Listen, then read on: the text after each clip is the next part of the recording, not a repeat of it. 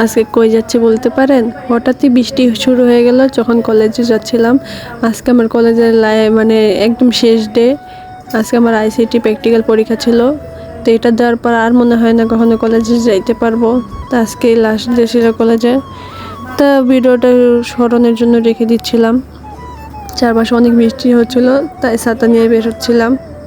তা আপনাদের সাথে অত ভালোবাসায় কথা বলতে পারতেছি না। আমি যেই ভাষায় সবসময় কথা বলবো অভ্যস্ত সেই ভাষায় কথা বলবো। তো এখানে অটোতে উঠে গেলাম। তা আমার চ্যানেলে যারা নতুন আছেন, আমার ভিডিও দেখছেন নতুন, তারা প্লিজ সাবস্ক্রাইব করে আমার পাশে থাকবেন। এদিক দিয়ে পুরো কলেজটা ঘুরে ঘুরে দেখছিলাম।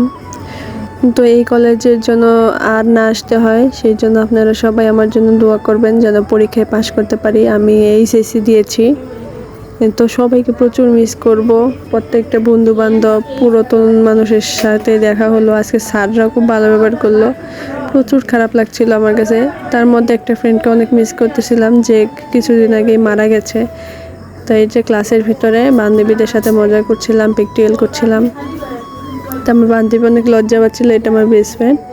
তাই এটা আমি ক্লাসে বসে বসে পরীক্ষার খাতা দিয়ে পাখি বানাচ্ছিলাম।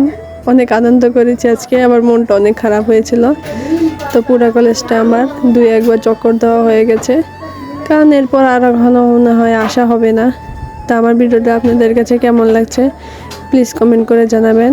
আর দয়া করে সাবস্ক্রাইব করে আমার পাশে থাকবেন, কারণ আপনাদের সাবস্ক্রাইবের কারণেই আমি আগাতে পারবো। আল্লাহ হাফেজ।